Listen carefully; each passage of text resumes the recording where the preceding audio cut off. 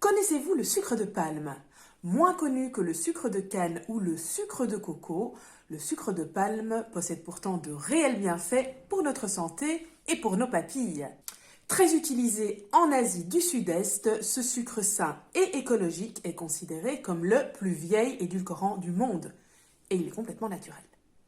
Je m'appelle Wendy et je suis passionnée de cuisine asiatique. J'aimerais vous faire découvrir les ingrédients des différentes cuisines d'Asie pour que vous puissiez commencer à faire des recettes simples et rapides. Dans cette vidéo, nous allons parler du sucre de palme, comment on l'extrait, comment on l'utilise, quels sont ses bienfaits pour la santé et pourquoi c'est un édulcorant très sain.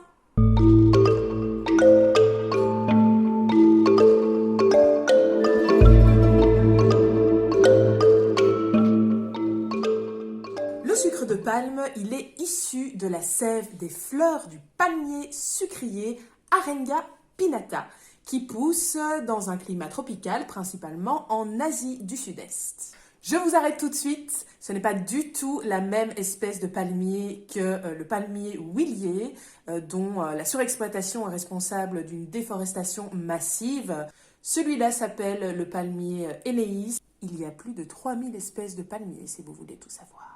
Comment est-ce qu'on récolte la sève des fleurs de palmier? Eh bien écoutez, la technique est ancestrale parce que ça fait extrêmement longtemps qu'on utilise ce sucre. Les paysans montent le long du tronc du palmier pour aller couper les bourgeons femelles et récolter la sève. Cette sève coule le long d'un bambou qui est posé sur le tronc et cette sève est récoltée. Après, elle est filtrée pour retirer les impuretés et puis elle est chauffée pour former une espèce de mélasse. Cette mélasse ensuite sera compactée ou sera à nouveau séchée pour se transformer en cristaux. Il existe plusieurs formes de sucre de palme.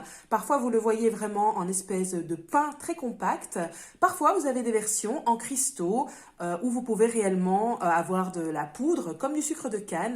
Alors, l'aspect du sucre de canne, il est brun foncé. En fait, ça ressemble un petit peu à de la cassonade, si vous voyez la cassonade. Et son goût est assez similaire aussi. En fait, il a un goût assez puissant, assez fruité, un peu miellé, un peu épicé. Et son pouvoir sucrant est supérieur à celui du sucre de canne ou du sucre blanc. Comment est-ce qu'on l'utilise? Eh bien, écoutez, si vous vous intéressez à la cuisine asiatique, vous devez certainement savoir qu'on utilise souvent le sucre comme exhausteur de goût dans différentes recettes salées. C'est le cas aussi pour le sucre de palme, que ce soit en Indonésie, au Vietnam, au Cambodge. Il est très souvent utilisé, par exemple, dans les recettes indonésiennes de nasi goreng, de gado-gado, mais on l'utilise aussi dans des currys, pour laquer les viandes. Donc, il a une utilisation dans des plats salés qui est assez récurrente. Et dans des plats sucrés, eh bien, on peut l'utiliser bien sûr comme sucrant. Il y a une petite astuce, c'est que vous pouvez également en faire un sirop. Il vous suffit de rajouter une petite goutte d'eau chaude dans votre sucre de palme, vous mélangez et ça vous donne un sirop que vous pouvez utiliser pour napper vos crêpes, vos gaufres, le mettre dans vos yaourts. Vous pouvez vraiment en faire plein de choses et vous aurez un sucrant qui a en même temps ce petit goût épicé super agréable. Pourquoi est-ce que le sucre de palme est considéré comme un édulcorant avec pas mal de bienfaits pour la santé?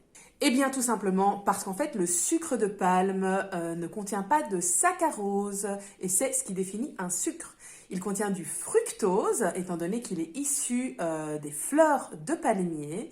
Et ce qui est intéressant dans ce type de sucre, bien, comme je vous l'ai dit, c'est qu'évidemment non seulement son pouvoir sucrant est plus important, mais surtout son indice glycémique est très bas. À titre de comparaison, sachez que l'indice glycémique du sucre de canne, par exemple, est à 65, alors que l'indice glycémique du sucre de palme n'est qu'à 30.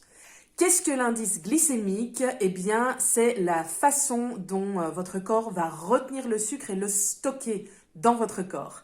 Ça signifie que le sucre de canne aura plus tendance à stocker des graisses et est donc responsable en partie de votre prise de poids, alors que le sucre de palme est éliminé dans l'organisme plus facilement et ne fait pas monter votre taux d'insuline. C'est évidemment très intéressant à savoir quand on aime bien le petit goût sucré, mais qu'on fait attention à sa ligne et à sa consommation régulière de sucre, notamment si vous pouvez avoir quelques problèmes avec l'insuline. Cerise sur le gâteau, eh bien, vu que le sucre de palme est consommé brut et non raffiné, eh bien, il contient encore plein d'oligo-éléments et de propriétés nutritives très intéressantes. Il contient notamment du phosphore, du magnésium et du potassium. Alors si on se fait du bien en mangeant du sucre maintenant, alors dernier point mais pas des moindres, pourquoi est-ce qu'il s'agit d'un édulcorant très écologique? Eh bien parce qu'en fait, la culture du palmier sucrier ne demande ni engrais, ni eau, ni aucun soin particulier et en plus, il résiste extrêmement bien au feu en cas d'incendie. De plus, la récolte de son sucre eh bien, ne demande pas de détruire l'arbre. Vous pouvez récolter jusqu'à 20 litres de sève par jour et cette sève est renouvelable.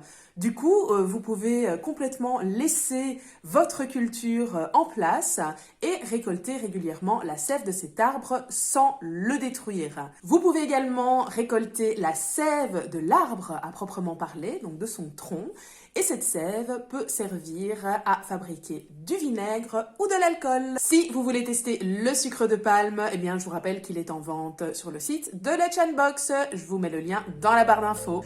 Je vous dis à samedi pour une prochaine vidéo. Ciao!